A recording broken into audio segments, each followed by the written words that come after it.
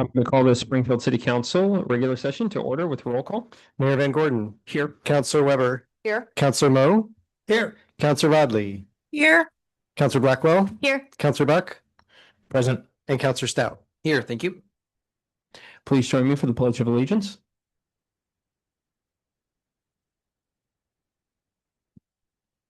I pledge allegiance to the flag of the United States of America and to the republic for which it stands, one nation, under God, indivisible, with liberty and justice for all.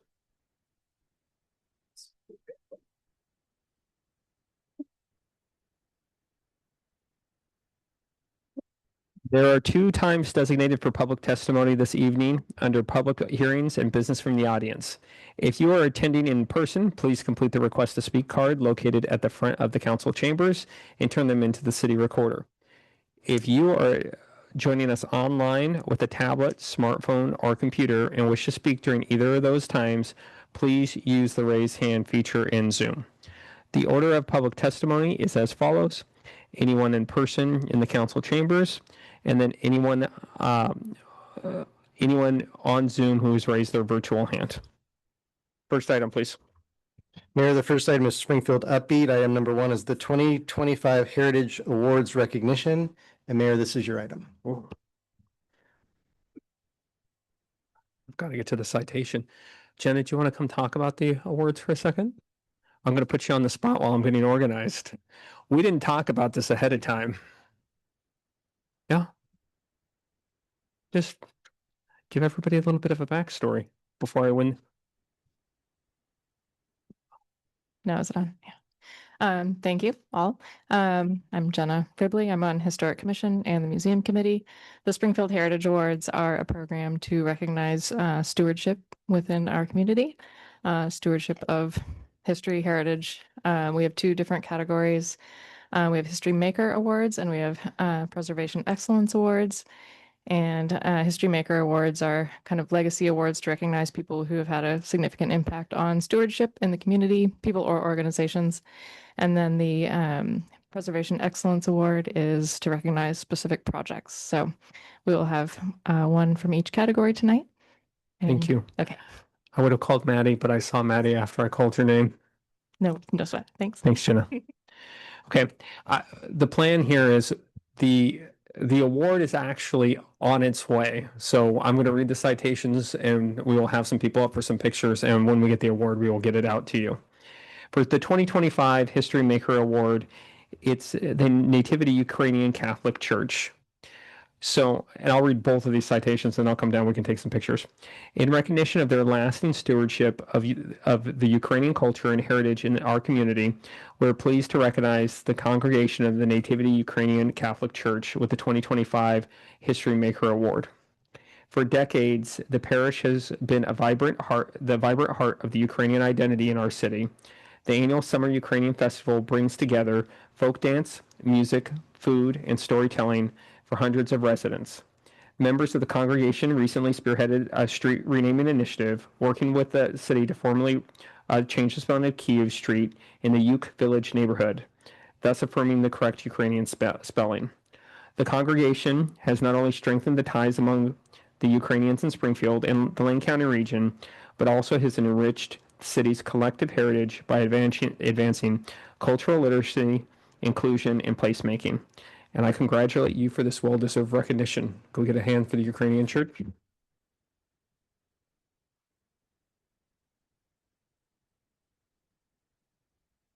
And it is a fantastic festival, and I encourage you guys all to go next year. For the 2025 Preservation Excellence Award, the Lane County Monuments Project. So we are proud to honor the Lane County Monuments Project with the 2025 Springfield Heritage Award for Preservation Excellence for its innovative work in documenting, interpreting, and preserving the stories behind Lane County's public monuments and art.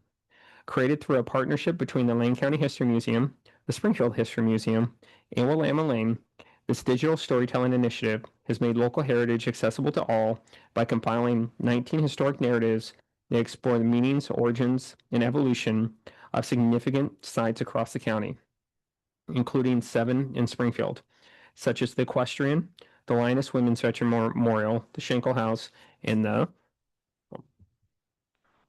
Willamette Heights Obelisk. The project invites residents to reflect on how these monuments shape our identity and understanding of our local history. And by blending research, community reflection, and storytelling, the Lane County Monuments Project exemplifies the spirit of preservation excellence, ensuring that diverse narratives of Springfield and Lane County continue to inform, inspire generations to come. Can we get an applause for the Monuments Project?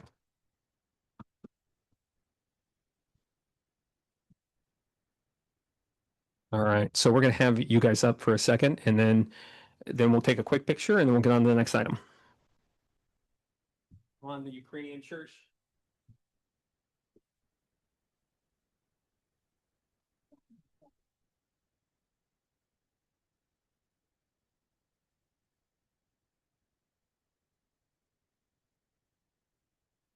Walk around like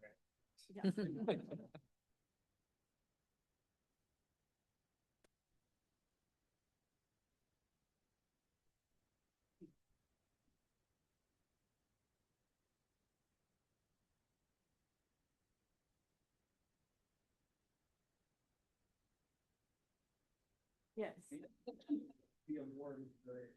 1, 2, 3. Perfect. Congratulations.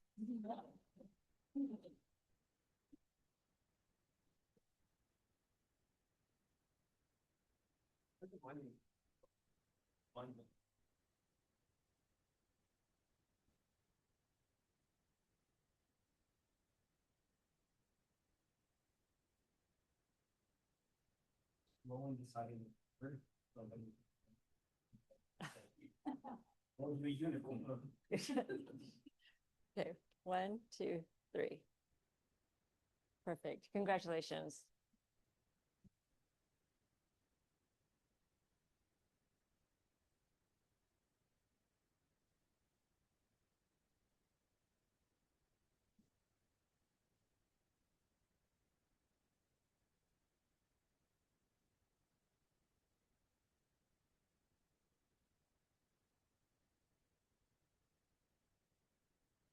All right, thank you. Next item, please. The next item is the consent calendar. I move approval of the consent calendar. Second, Neil, could you call the vote, please? Yes, Counselor Weber, Yes. Counselor Mo, Yes. Counselor Rodley, yes. Counselor Blackwell, Yes. Counselor Buck, Yes. and Counselor Stout. Yes, thank you. Motion passes, 6 yeses, 0 nos. Next item, please. Next item is public hearings. You have one public hearing this evening. Public hearing number 1 is annexation of territory to the city of Springfield, annexing 5 residential parcels located on the east side of 19th Street and immediately to the north of the EWEB pathway. The subject parcels are currently addressed as 2355, 2389, and 2407 19th Street. This is a first reading and no action is required. Tom Severs is here for this item. All right, this is the item I've got a brand new script for that we've done. Okay, before we start the staff report, the Assistant City Attorney will provide a statement regarding the procedures for tonight's hearing.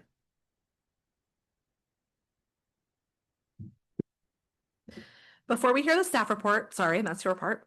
The hearing tonight is characterized as a quasi-judicial hearing. Quasi-judicial means the applicant and the public are entitled to certain rights in this process. These rights include the rights to notice, to present evidence, to have a written decision based upon standards, and to an impartial decision maker. Any person with an interest in this annexation may offer relevant oral or written testimony or both. If you want the City Council to consider your testimony and to preserve your right to appeal the decision to the Oregon Land Use Board of Appeals, you must testify orally or in writing to the City Council before the Council closes the record.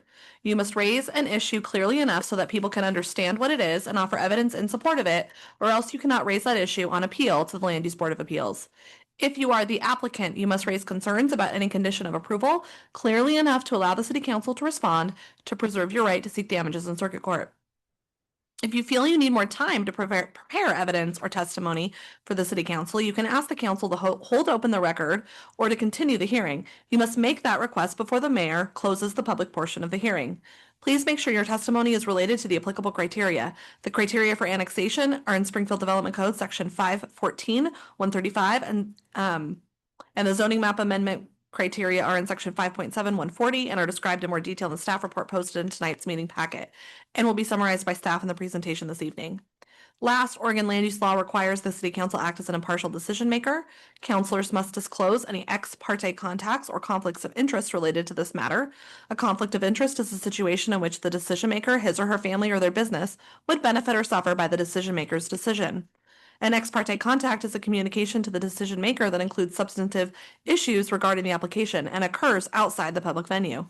Bias is an actual personal interest in the outcome of the decision or a prejudgment by the decision maker as to the outcome without regard to evidence and arguments submitted to the decision maker. Mayor, please query the council about any ex parte contact and state any that you may have as well. All right, we'll start over with Councilor Blackwell to state whether or not they've had ex parte contact. No ex parte contact or conflicts of interest? Ex parte contact or conflict of interest? No ex parte contact or conflict of interest on this one. And I've had no ex parte contact or conflicts of interest. No ex parte contact or conflicts of interest. No ex parte contact or conflicts of interest. No ex parte contact or conflicts of interest. All right, I think we are ready for the staff report.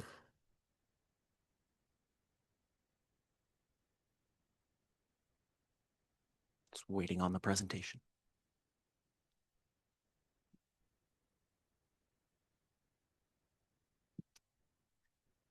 All right. Good evening, Mayor and City Councilors. I am Tom Sievers, Senior Planner with the Current Planning Section. Tonight, the Council is requested to consider an ordinance to annex an approximately 2.4-acre area that includes 5 residential parcels located between 19th and 20th Streets and just north of the E-Web pathway. More specifically, the proposed annexation area is highlighted in yellow and is currently improved with 3 single-unit dwellings. 2 of the parcels requested for annexation are vacant. The applicants are the property owners, and this application was initiated on September 9th, 2025 by submittal of the necessary application materials and payment of applicable fees. Concurrent with annexation of the residential parcels, a segment of 20th Street, including the intersection of 20th and Otto Streets, is proposed to be annexed as well. Annexation of the adjoining public right-of-way will facilitate future street improvements along the property frontage and the extension of key urban utilities through the annexation area from 19th Street to 20th Street.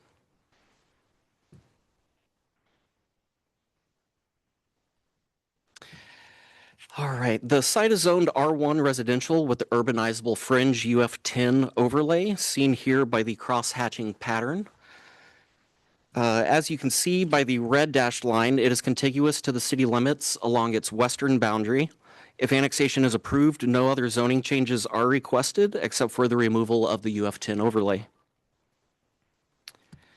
With annexation, the subject property will be removed from special districts, such as the UF10 overlay, depicted here by the absence of the crosshatching, and removal from service areas such as the Rainbow Water District. Again, no other zoning changes will occur with this application. There are 4 approval criteria for annexations in the Springfield Development Code, which were fully analyzed in the staff report and summarized as follows. Criterion A, within the UGB and contiguous to the city limits. As previously stated, the subject property is contiguous to the city limits along its western boundary. The subject territory is within the city's UGB and is currently covered by the urbanizable fringe overlay. Criterion B, consistent with policies of the Springfield Comprehensive Plan and Metro Plan. Policies 27, 29, 33, 34, and 35 of the Springfield Comprehensive Plan's urbanization element are met through this application, as the annexed land will be fully within the Springfield Urban Services area. As found today, the unannexed land is restricted in its residential development potential due to service limitations imposed by Lane County.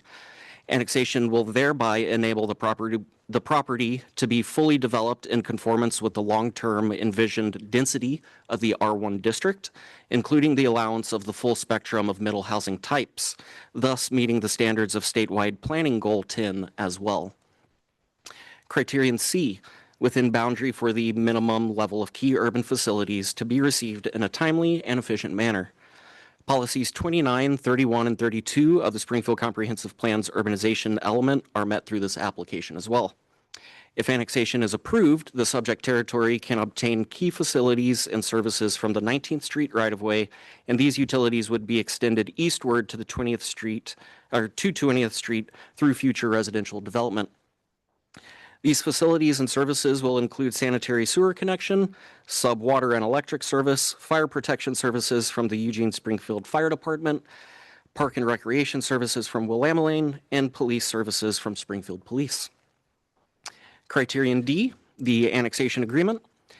An annexation agreement is the typical mechanism for mitigation of fiscal impacts to the city. The code allows for other mechanisms as approved by council. In this case, because the key urban facilities will need to be extended to and through the subject property to serve planned private residential development, the property owners will be executing an annexation agreement. The annexation agreement will detail the timing and financial responsibility for provisions of key urban facilities and services to the planned residential development area. The annexation agreement will ensure that potential fiscal impacts to the city will be mitigated through the developer-initiated extension of public utilities to serve the subject property.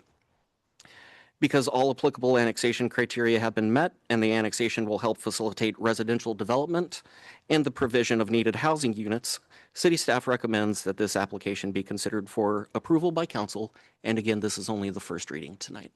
And thank you. I'm here for any questions you may have. Are there any questions before I open the public hearing?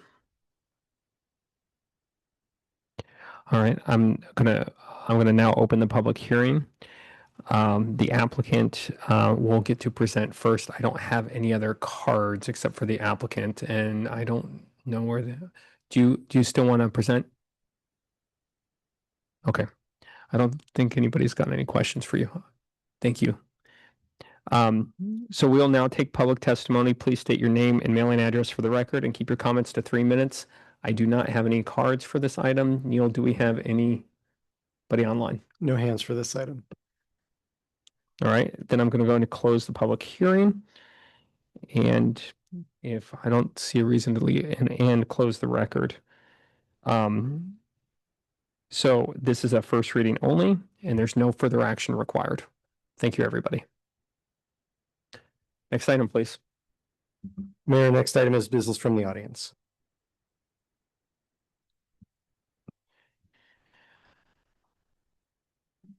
So the next item is going to be business from the audience. This is an opportunity for members of the public to speak directly to the city council on matters of concern or interest related to the city of Springfield.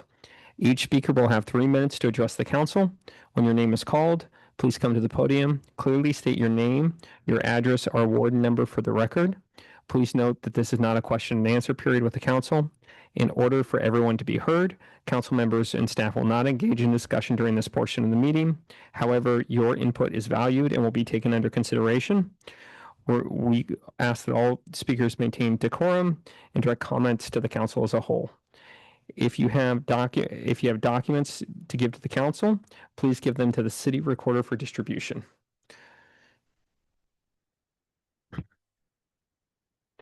I'm going to call 2 at a time since we have a few cards. There's 2 seats up here. We'll go one person and then we'll go the next. And you're going to push the button until the microphone goes green. James Lottinger and Dale Tronrud.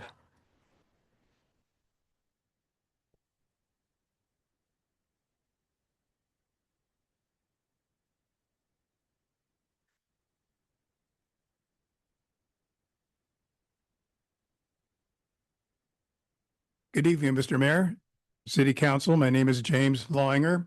I live at 1950 South 57th Place in Springfield. I've recently read of the proposal to eventually bring a Sunday farmers market to Main Street for next June and the summertime.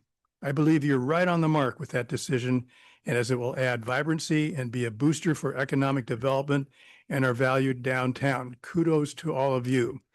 As you know, our library is a prime factor in being a thrust in solid economic development too. And for the entire year, Monday through Saturday, every day, all through the year. Over 100,000 people come through our doors annually. And with our programs like this summer's Plaza events, even more out beyond the walls of the current library. Volunteering in our library, I often hear families at the end of one of our events as they gather their belongings, planning lunch with their children and family, and shopping next is on their list for people going out onto Main Street. This library, your library, our library, is a supercharged piece of economic development. When I ponder the proposal, I can't help but think that establishing a Sunday farmers market and then forcing a $500,000 budget cut, 22% of the library budget, with cuts in staff and hours, and possibly shutting an additional day of the week will severely damage a major piece of Main Street traffic and commerce each and every day the entire year going forward, damaging hopes for a stable economic improvement. I've often heard the phrase of a tax increase with guardrails as part of the budget tax solution provided by the task force. Guardrails. More appropriate than guardrails, I believe, are blinders. Blinders. Your task force presented a budget proposal with blinders, the inability to see the bigger picture. Thank you. Thank you. Dale, go ahead. Hi, my name is Dale Tronard. I live in Ward 2. Tonight, I'd like to encourage you to establish a policy that the city will only collect and store information about its residents that is necessary to perform city functions. This is in reference to the flock cameras, but it's a bigger issue, I think, that affects many areas that will arise in the future. This policy should recognize that privacy is an important asset that belongs to the people, and any loss of privacy must be publicly debated and ultimately decided upon by elected officials. The Springfield Police are interested in access to a tool which can quickly inform them of the location of certain cars that are implicated in criminal activities, may contain persons who are in imminent danger, or cars that have been reported stolen. A system that would provide this information could be built by having cameras that read license plates and report to the police matches to a search list of license numbers. Such a system would not require the collection and storage of any data beyond the hits reported to the police. I speak for no one but myself, but I believe that most people in Springfield would have little objection to such a system. The police, however, want to go further and they want a tool that will tell them where cars have been before they were implicated in a crime. While this tool would provide some information useful in investigating crimes, it requires the creation of a database recording the movements of everyone driving in Springfield. The flock cameras in our town were only active for one day, and yet they captured over 60,000 individual encounters with cars. That is an enormous amount of data, especially considering that it is nearly the number of residents in the city. Of this trove of data, how much could ever be expected to be of use to the police? 0.1%, that would still be 60 cars. So how many cars in a day need to be tracked? How much invasion of privacy of the residents and visitors to Springfield should they suffer for such a small gain? The police want this tool, but they apparently don't consider the privacy of the public to be of any value. You could create a policy that requires city staff to weigh the value of the loss of privacy against the benefits derived from collecting any sort of data. The implementation of this policy must recognize that the people who want the data will always tend to underestimate the value of the loss of privacy imposed by its collection. Ultimately, you are in the best position to make the final judgment for situations like this where the loss of privacy is great. Thank you. Thank you. Hey, no clapping, please. Thank you. Please, no cheering from the crowd. Mary Harwood and Karen Babcock.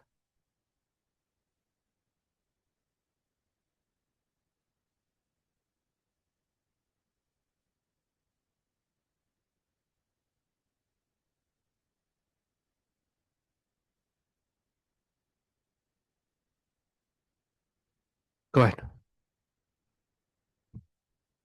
Good evening. My name is Mary Harwood, and I live at 738 Aspen Street in Springfield.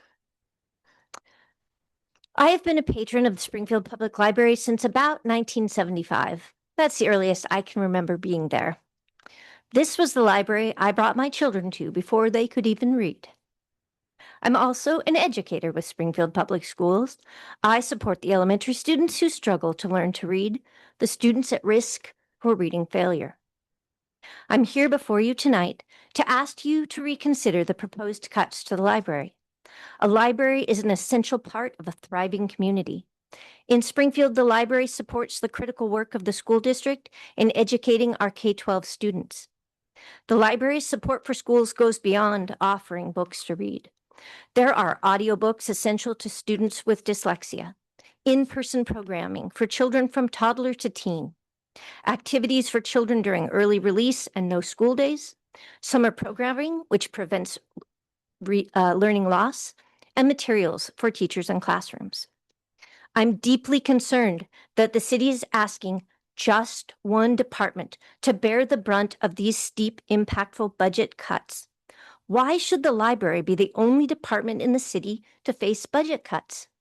The library is already the only department which regularly fundraises to maintain essential services. The likely impacts will reduce the library to a mere storage room for old books without in-person programs for children, with limited hours and staff. The Budget Committee's recommendations seem flawed and short-sighted.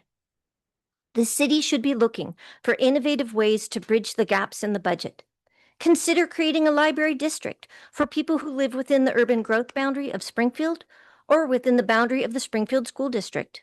Many of these citizens would welcome an opportunity to access library services.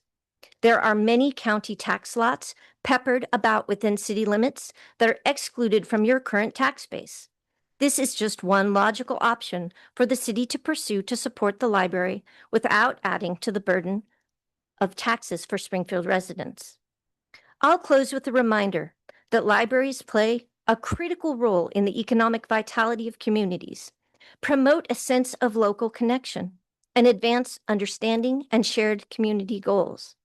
Libraries are cornerstones of a thriving democracy. If this sounds familiar, it's because this is a paraphrase from the mayor's April 2025 proclamation for National Library Week.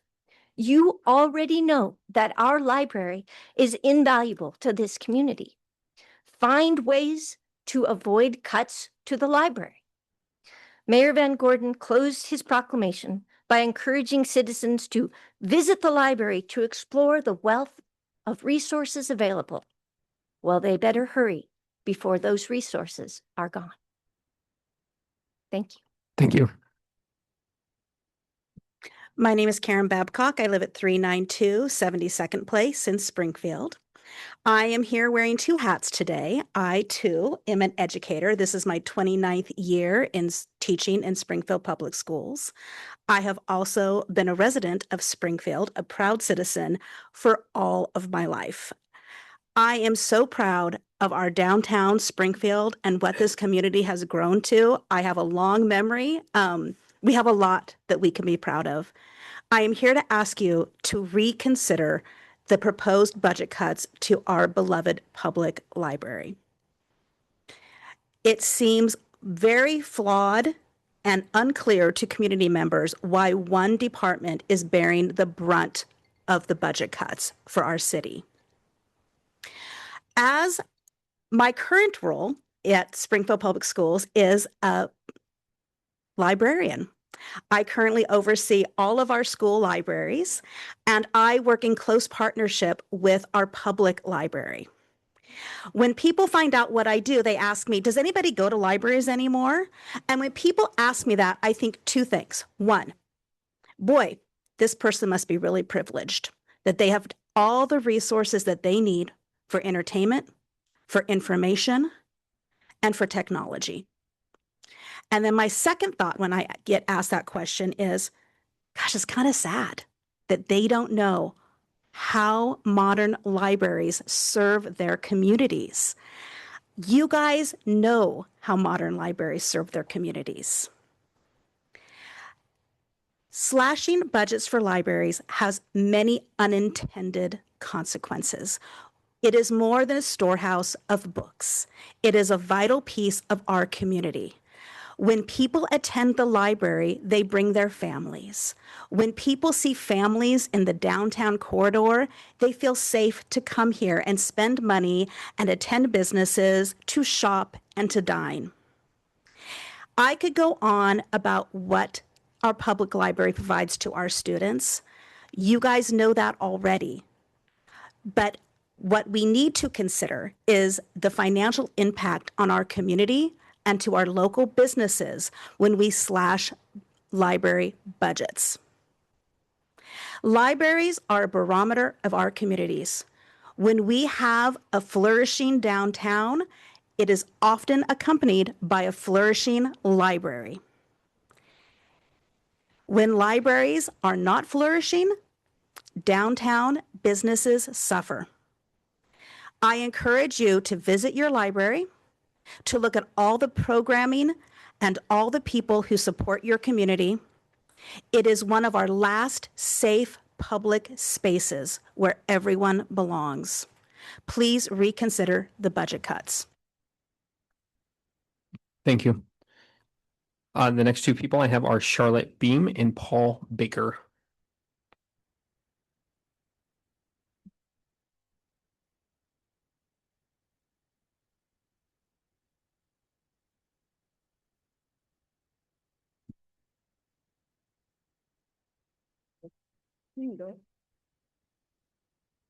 I'm Paul Baker, live at 2520 3rd Street in Springfield.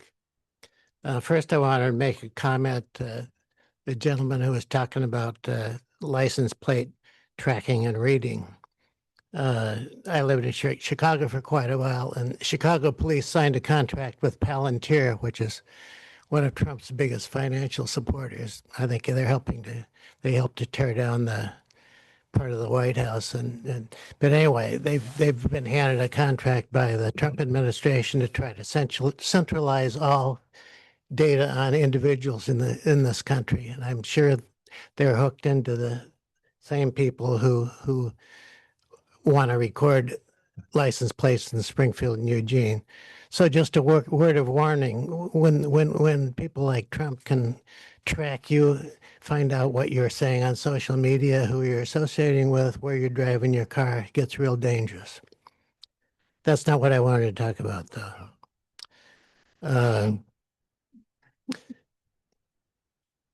I worked in Chicago. I had an ad agency and a design research agency. One of our clients was the Vera Institute in New York City. They're the leading research organization when it comes to criminal justice. And they did a study about 12, 13 years ago, I think right before the Springfield jail was built. And incidentally, Springfield has the largest municipal jail in the state. Their study basically found out when you build a jail in a small town, you have a lot of rooms, a lot of cells, and each cell begs to be populated by an inmate. And police are pressured to arrest more people, and when they do, people lose their jobs, their families don't have support anymore. Kids are raised much more likely to become criminals if they're raised in extremely poor. So anyway, you can look up Vera Institute, VERA Institute in New York City and find that study it was highlighted in the New York Times, that type of thing. So anyway, what's happened since Springfield built the new jail? Has the crime rate gone down? No. The mayor was talking at the last meeting we had with just the mayor of hiring more officers to reduce overtime. Well, that's not what happens. You have more officers, you have more arrests, you have more going to court, you have more expenses. I think the library will reduce crime much more than our current jail system will reduce crime. If I had more time, I'd talk more, but that's all the time I have. Thank you.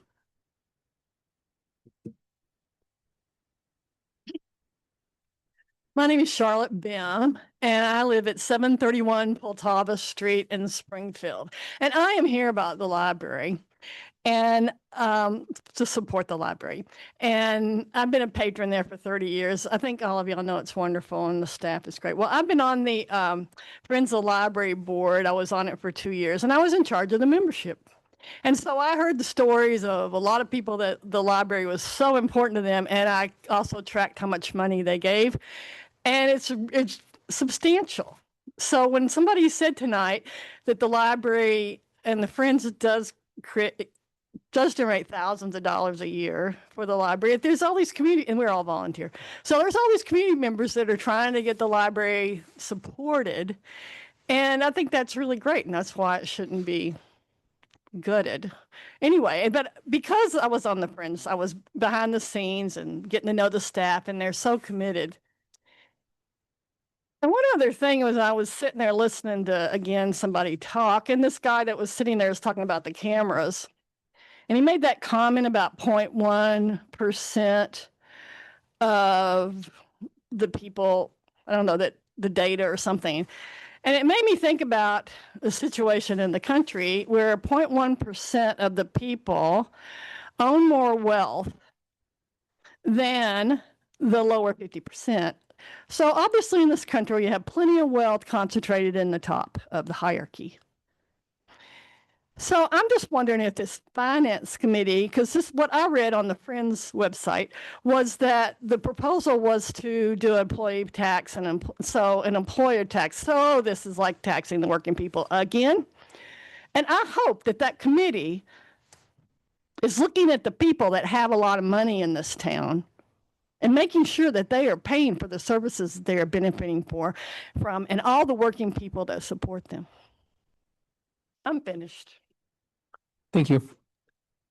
Last card that I have is Callie Ackland.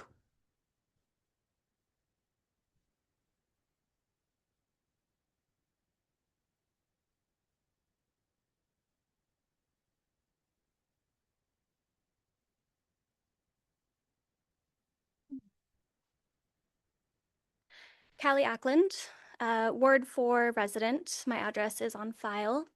I'm here today as a library supporter. Mayor Van Gordon, when we met earlier this year, you told me that one of the most powerful things people can do is make their voice heard about the things that matter to them in Springfield. You assured me that councilors value public comments and that showing up and speaking at council meetings is one of the best ways for the people to get council to take action. For nearly 6 months now, Springfield residents have been doing just that. We've turned out in support of the library and asked council to please not cut the library funding quite so drastically. We packed the room at your city hall. We sent emails that have been ignored. But since the town hall in September, it's been radio silence from the city to the general public about the future of the library's budget. You've heard statistics about how libraries benefit communities, how they support economic development. You've heard personal stories from the families you serve, how they give students and parents important resources. You've heard the people ask you to save the library. But now we've heard that the city still intends to move forward with cutting the full $500,000. So today I'm imploring you to increase the payroll tax by just 0.01% in order to generate an additional $400,000, which, as Councillor Stout said, would plug a hole in the library funding. Councilors, you're making your directive to staff on the payroll tax in just a few weeks. And once it moves forward into the implementation phase, it'll be too late to save the library through the payroll tax, as the guardrails prevent any increases for the next 3 years. Oregon's literacy rate is among the worst in the US.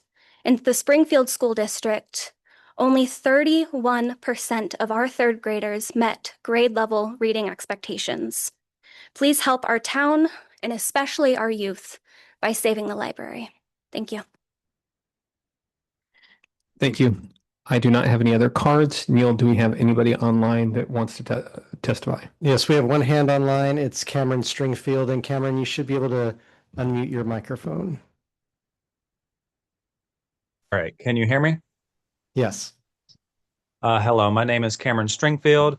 I don't live in Springfield, but I work in Springfield every week. And I'm an organizer with the Party for Socialism and Liberation. Of course, I wanted to come here tonight to talk about Flock. Big surprise. And what I wanted to talk about was the police and Flock both like to talk about the benefits of this system, and that sort of in their analysis, those benefits outweigh the cons. But I'd like to talk about the risks and the costs of this system and why we cannot afford either the risks or the costs of this system. So with the risks of this system, of course, our main concern is the federal overreach. And there's this idea that I've seen sort of floating around that if we just take the data sharing down to just being Springfield or just being Eugene or just being Lane County, then that'll cut out any threat of federal overreach. But that's not actually true. There's always informal requests to officers. One rogue officer can give away data to ICE or DHS. There might be procedures for accountability, but it just takes one officer to put somebody's life in serious jeopardy. And this has already happened to some extent in Eugene, as they've been discovered to be racially profiling Romani people through their search terms. So there's already a problem there. It's also, Flock has been able to access these this Flock database in sanctuary states like Washington and Illinois. And a lot of the times they can just manage to get access to the data themselves because they actually own the data. Flock owns the data. This is something that the police constantly get wrong. But then on the costs as well, and one more thing on the risks that I'll say is that the federal government cannot clamp down on people via that data if that data is not collected in the first place.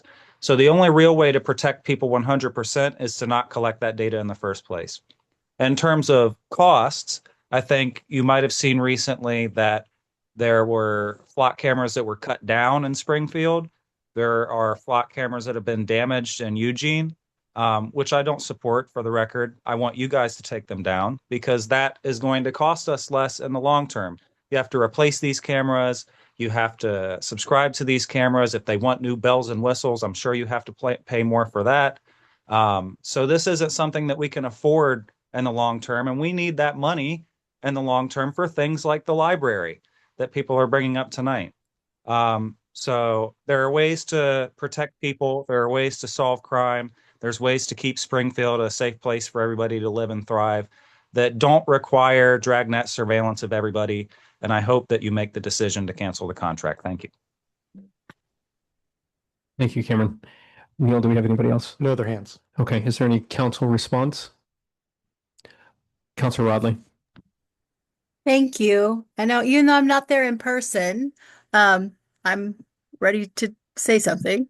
And I'm not there tonight because I was gifted a cold by my lovely granddaughter. But I just wanted to thank everyone for coming out and sharing. And I believe it was Callie who was sort of highlighting the importance of community involvement and comments. And I cannot speak for everyone else, but I will tell you that emails and the postcards and things have not been ignored. I do try to answer emails. Sometimes I get a little bit behind, but I think all of that feedback is very helpful. And I understand that in the process, it can feel like things are landing and we're not paying attention to them because we don't always have time to address it in meetings. However, I will speak for myself and say I'm getting them all. I am reading them all. I am taking into account people's comments. I've even had face-to-face meetings with people. So it really is, the engagement really is very important, even though it might not feel great as we're working through the process. And honestly, we are still working through the process. Thank you. Anybody else? Councilor Buck. I just want to say that I really appreciate the all of you that have shown up to speak tonight, give us your opinions. When cities work efficiently, we have a back and forth. We have people giving their opinion, informing us so we can do our job as best as possible for you guys. And on the subject of the library, I really appreciate the testimonies from the educators in particular, one of who had an impact on my kid's life, and my kid doesn't stop reading because of that particular educator. Regardless of whether she should be doing chores or whatnot, she's got a stack of books in her room, and I have seen the value of the library. So we are paying attention, and I think we have our own perspectives on how the library does impact folks. And so I just wanted to say that I really do appreciate everybody giving their 2 cents on how we can solve this problem together. All right. Anybody else? Thank you so much for coming out. I've got just a couple of follow-up items. Maybe Nancy, you can help me with the flock cameras. We're still probably a couple of weeks before we hear back from the PD about that. Maybe a little bit longer. Mayor, I would need to check the council calendar because I don't know if we have it in an upcoming meeting prior to you going on recess in early December. I would anticipate that if we were to have that discussion, it would be early part of next year. Okay, so I think for folks that are commenting about flock, we're listening. The PD's taking that feedback into account. We're doing some follow-up with community groups now. It's going to come back to council at some point in the near future when we can get organized and get it scheduled. And I'll work with Nancy to, nail down the date, but it will come back. The other comment I just wanted to make briefly around the library folks. I think one of the things that, and this came up at the library advisory board the last time we were there, is we just need to outline how this is going to happen going forward, because my guess is that it feels like this thing's just hanging out there, and just understanding what's going to happen and why it's going to happen and how that decision is going to get made is something that could help everybody. My assumption, and I will talk to, is that we will, if there's going to be any change to the library budget, it is going to come in the city manager's proposed budget, which will be in the springtime. So that there is a process that has got public hearings, that's got public input, that will weigh and evaluate what we're doing at that point. That is something we just have to get a little bit clearer and crisper. I know that the library's got a lot of advocates in town. There's a lot of people that sit up at this table that are advocates for the library. It's just going to help people understand what's going to happen going forward. The other piece that I wanted to bring up is just the comment around, departments and their cuts. I understand this is a big cut for the library. We're working through this. We're at the early part of this process. I would also just ask people to sort of back up. Over the last 10 years, pretty much every department in City Hall has seen or dealt with some sort of significant cut. And I know it feels pressing because the library is a high impact department. It impacts a lot of people's lives, and we take that seriously. But I also want to balance that with saying that, the cities in Oregon have been struggling financially for a very long time. And we've seen those cuts at police, we've seen those cuts at fire at certain times, we've seen those cuts across City Hall. Lastly, I would just encourage you folks. I know that this conversation around fiscal stability has taken a long time to develop. We're working through it as quickly and as reasonably as possible. It is a hard topic. Please just continue to be patient. Continue to write us. I read all those emails. Every green card that I get, I have image for everybody else on city council to get. Your input is being read and evaluated as we go through this. So thank you very much. Next item, please. Any other business from the city council? The next item is business from the city manager. The first item under business from the city manager is the 52nd Street Income Qualified Housing RFP review. Katie Carroll is here for this item. All right. Hello. Hey, Katie, before you get started. Yes. I know we have a lot of folks. We would love to have you stay for the rest of the meeting, but it is also perfectly expected and normal that if for some reason you have to go, that would not be out of the ordinary. You know, if you want to stay and listen to it, please, we'd love to have you, but don't feel like you have to stay. Thank you. I do have photos, so that's exciting. It is a cool project. And I think we've almost delayed long enough to let Allison pull up the slides too. Aha, there we are. Just trying to make it to 8:17, which is what I told Counselor Stout. 8:17. Okay, let's do it. Okay. Good evening, Mayor and Council. My name is Katie Carroll. I'm a housing analyst for the city. Tonight, you're reviewing a proposal that was submitted through a request for proposals, or RFP, that the city ran for developing a city-owned property on South 52nd Street. And that property is shown on the slide, outlined in purple. It's a 1/4 acre residential property zoned R1, or low-density residential. The city acquired this property through a process allowed under state and county law that allows a county to transfer tax foreclosed properties to a city, so long as those properties are used for a public purpose for at least 20 years. Here's a street level view of the property. In 2023, the city requested transfer of this property and one other one from the county for the public purpose of developing income qualified housing to serve households with low incomes, which is considered 80% of the area median income or below. The council directed staff to request this property on South 52nd Street to be transferred for developing with home ownership housing specifically. And so to find a developer for the property, the city put out an RFP this summer. We worked with a consultant to review the RFP before it went out, and then the consultant also reviewed the proposal that we received through the RFP to check the development assumptions. Separately of this, the city received a one-time allocation of federal ARPA dollars, American Rescue Plan Act, in 2021 for $620,000 specifically to support affordable housing development and enable homeownership opportunities for low-income households. So staff paired $100,000 of that ARPA allocation with this RFP to kind of help the project get off the ground.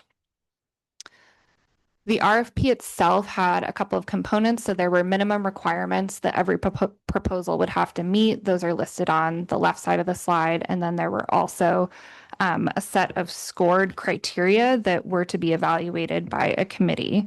There are more details about the RFP process in the memo, and then there's a copy of the RFP if you really want to dive in as attachment 4. The city received one proposal to develop the property through the RFP, and that was from Dev Northwest. Their proposal was reviewed and scored by an evaluation committee made up of staff, a planning commissioner, and a city councilor. Thank you, Councilor Blackwell. Couple of things about the proposal itself. So Dev Northwest is proposing to build 6 townhouses on the property. These would all be 3-bedroom, 2-bathroom townhouses that are 2 stories. One would have a fully ADA accessible first floor, and the rest would meet visitability standards for the first floor. All the units would have full-size kitchen appliances, laundry hookups, indoor and outdoor storage, energy efficient electric heating and cooling, an off-street parking space, and a backyard with a patio. And all the units would be made available for sale to income qualified households through a community land trust model, or a CLT. And how a CLT works is it separates ownership of the land from the improvements or the houses to make the houses more affordable, both up front and then also to help manage affordability over time. So buyers would lease the land under their house from Dev Northwest through a renewable ground lease. And the terms of that lease would help to ensure the affordability over time, including using a resale formula so that when someone goes to sell the home, some of that appreciation and value is limited so that it can help preserve affordability over time for future buyers. And then here's kind of a bird's eye view of the site plan. while the homes are designed to meet the needs of families and people with mobility needs, Dev Northwest would not restrict kind of population wise who could buy the homes. You would just need to meet the income limits. And Dev Northwest proposal relies on award of 1.23 million in state LIFT funds to move forward. There are two opportunities to apply for those funds this biennium. Those are both in 2026. So if Dev Northwest is awarded this RFP, they would turn around and apply for those funds in January. And then if not awarded funds in that round, they would apply again in September. And then here, it's kind of hard to see here, but this is like an interior layout of one of the units. Dev Northwest is also actively looking for another site in Springfield to pair with this as a scattered site community land trust, but those efforts are not keeping this from moving forward. And Dev Northwest as an agency has really extensive experience developing and managing income qualified housing locally and regionally, including this community land trust homeownership model. They currently have 56 community land trust homes that are completed, and as of their application to us, another 48 that were fully funded and in development. And then kind of finally, as I mentioned before, Dev Northwest's proposal was scored by an evaluation committee. In order to move forward for your review, the proposal needed to achieve at least an average score of 3 for each of the RFP criterion. And as you can see on the very right column, they far exceeded that for all of them. Dev Northwest is here in person and happy to answer any questions that you might have for them. And the request in front of you is to decide whether to award the city-owned property on South 52nd Street and the $100,000 in ARPA funds to Dev Northwest to develop their proposal. And there is a recommended motion in the packet, and I'm happy to answer any questions. Does anybody have any questions? Councilor Blackwell. Not necessarily a question, but having been part of the evaluation committee, I got to dive pretty deep into this one. And I want to say that overall, I felt Dev Northwest set forth a really thorough packet. They were great at answering any questions or concern that popped up that I had about the LIFT funding. And although there's never a project that doesn't have any risk, there is some risk to weigh in there. I feel like I'm very comfortable moving forward with this. I think they have a proven track record, and I think they'll do great. So. Councilor Buck. I just want to comment that one of the things that I really appreciate about this is that in Dev Northwest's proposal, they looked at things that truly make sense to community members and potential residents. Things like parking and accessibility. Parking, as community may or may not know, is not a requirement.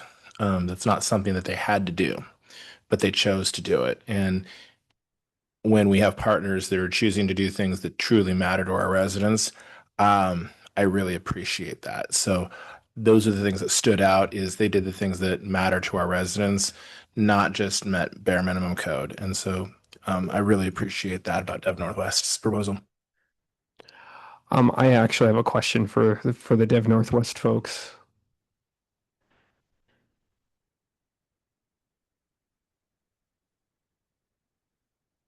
I can get out of the way so you guys both can sit.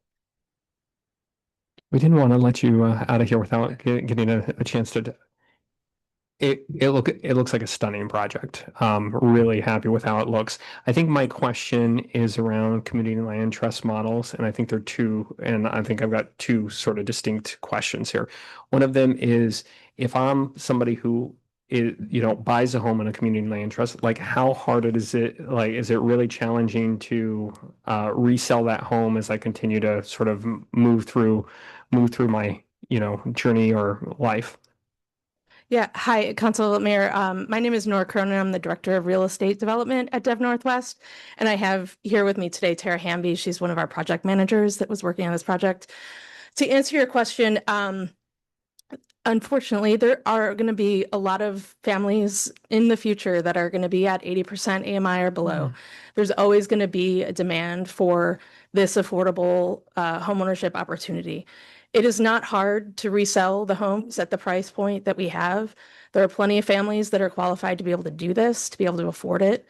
There is, the resale value is definitely a consideration. So I think the beauty of the community land trust model is that it's not just affordable one time to the first buyer, it's affordable in perpetuity. And that's what's so exciting about it.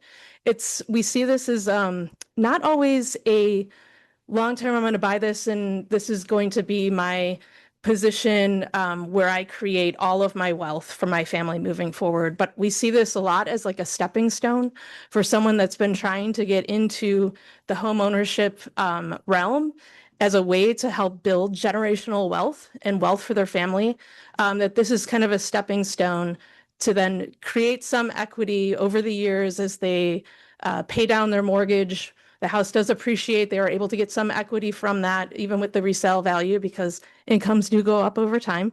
And then that is a stepping stone that then they can get into a non-CLT home. And that's how we see that happening. And we don't see really any risk to having families to sell to in the future.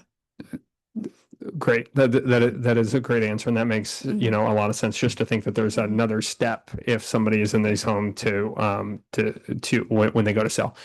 Now, when I think about just sort of people's overall balance sheet, net wealth, whatever term that you want to talk about it, one of the things that you just sort of described, and these models are a little bit newer, and so maybe we don't have as much information on it, is, are we seeing they're appreciating, but at a slower rate, right? So should I be thinking about this as a way of, we get somebody into a stable home, they're having a reasonable rent, but also they're getting a little bit of appreciation as we're trying to get them to, build overall net wealth. Is that accurate? Yes. I mean, so the home itself is going to appreciate. I mean, if they're going to purchase the home at the initial sales price that we have at $230, if we did not have the restrictions on resale, they would be able to turn it around and sell it for a lot more.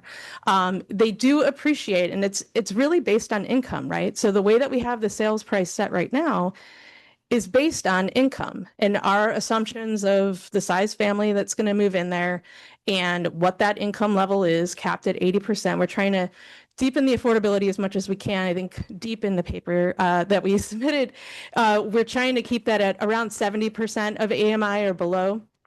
That's paying no more than 35% of their gross income on their housing payment.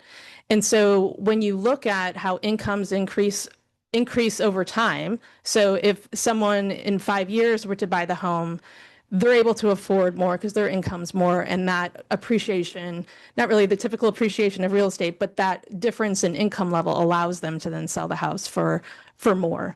And then whatever they're paying down on their mortgage, they get that equity. Yeah, so it's appreciating at a little bit slower of a rate, but it's still helping sort of drive people's total net wealth. Okay. Exactly. If I can add one more thing, we just rolled out at the state, and Dev Northwest is working with other partners at the state to roll out a new mortgage product called Amplify. And what that does is it allows people to essentially just pay down their mortgage a lot faster. It gives them a 30-year amortization, but they're only paying it over 20 years, if I'm getting that correct. And then they're able to just pay down their mortgage faster. And so because of that, you're not getting as much equity in the home because it's still restricted. They are able to pay their mortgage down a lot faster than a typical mortgage. Oh, okay. Yeah, I would love to see more information about it. Councilor Rodley, did you have questions for them? Can I let them go? I know you had a comment you wanted to make. No questions, just comments. Okay, go ahead. I love this project. It ticks a lot of boxes that we've been talking about for years that are really important. Getting folks into home ownership in Springfield. The accessibility, as y'all know, is always a challenge to find accessible housing for folks. And just the increased density in a residential neighborhood, all of this is great. And Dev Northwest is great. And so I just really appreciate this project. And it's just, I get so excited because it's been a journey and part of our sort of plodding dream of getting property. And I just appreciate our housing team for finding property in all of these ways that we can then leverage into this housing. It's just been all part of this like plodding intentional plan to increase housing at all levels so that people can live and purchase and grow in Springfield. And I just really appreciate it. So thank you. All right. Thank you, Corey. Thanks, Team Dev Northwest. The project looks great. Corey, I think we're ready for a motion. Thank you. And thank you for letting me make it because I'm so passionate about this. I would like to authorize the city manager to negotiate and execute all necessary documents to award 100,000 in American Rescue Plan Act funds and to transfer the South 52nd Street property map and tax lot number 17-02-33-34-00800 to Dev Northwest to develop 6 townhomes to be sold to income qualified buyers as outlined in the city's request for proposals and Dev Northwest proposal. Second. You call the vote, Neil? Counselor Weber, Yes. Counselor Mo, Yeah. Counselor Rodley, Yes. Counselor Blackwell, Yes. Counselor Buck, Aye. and Counselor Stout. Yes, thank you. Motion passes, 6 yeses, 0 nos. Next item, please. Next item is ratification of contract with Service Employees International Union, SEIU. Chaim Hertz is here for this item.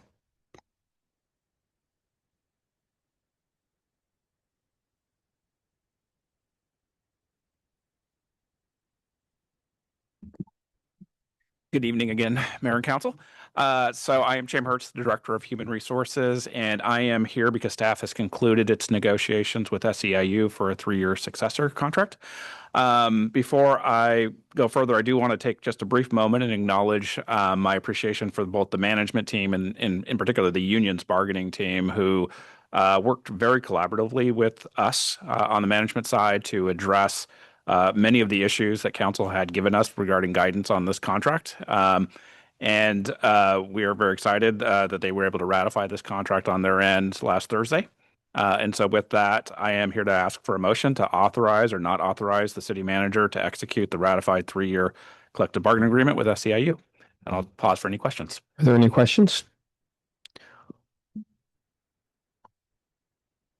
I move to authorize the city manager to execute the ratified 3-year collective bargaining agreement with SEIU. Second. Neil, could you call the vote, please? Yes, Counselor Weber, Yes. Counselor Mo, Yes. Counselor Rodley, Yes. Counselor Blackwell, Yes. Counselor Buck, Yes. and Counselor Stout. Yes, thank you. Motion passes, 6 yeses, 0 nos. Next item, please. Any other business from the city manager? Yes, one quick item. This evening, the mayor alluded to our budget process in the city, and I wanted to elaborate a little bit further on that process. In Oregon, we are required to submit a balanced budget every year. All of our employees, and in this case, the discussion was in relation to the library, so I'll tailor my comments to that circumstance. All of library employees are fully funded in their positions through the end of this fiscal year, which is June 30, which ends on June 30 in 2026.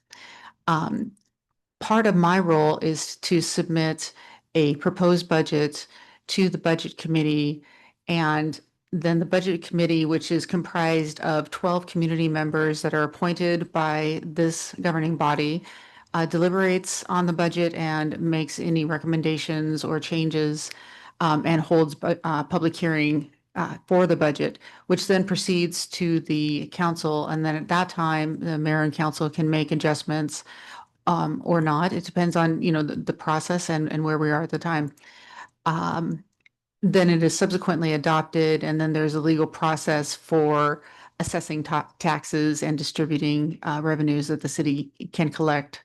I just want to be clear about the timelines because we're talking about a process that really begins in earnest in March.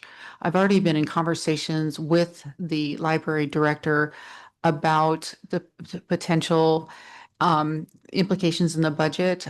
I personally think it's important to try to look at what is kind of a worst case scenario type of view, and then it's, in my opinion, it's better to add back and to cut further when you're in the budget process.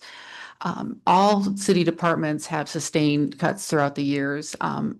Since my tenure here that began in 2020, it's very reluctant and remain reluctant to make cuts to our library. That was the last department that I asked to make a cut for. There were years where other departments sustained cuts and the library was held harmless. So we are all sharing in this cut, in this reduced revenue environment. I know that this council has been actively working on the long-term financial sustainability for the city, because nobody wants to be here. Nobody wants to have these conversations, and nobody wants to do this. It reminds me of that show on Netflix. Nobody wants this. However, it is where we are right now in Oregon's funding model. So more to come on that, but I just wanted to communicate with this council where we are presently and how that will line up in the calendar. And one final thought is that, you know, although yes, as a percentage, this cut is a significant cut. I'm not trying to pretend that it is otherwise. However, I'm working with the library director diligently on this, and my hope and intent is to preserve our library. You know, we're not talking about closing an entire service to our community, and I wanted to be clear on that. This level of cut would not have or should not have that level of impact to actually close the library and have no resources whatsoever to the community. So I think that's also important. Thank you. Thank you. Any business from the city attorney? No business. All right. You're adjourned. Thank you, everybody. Have a good night.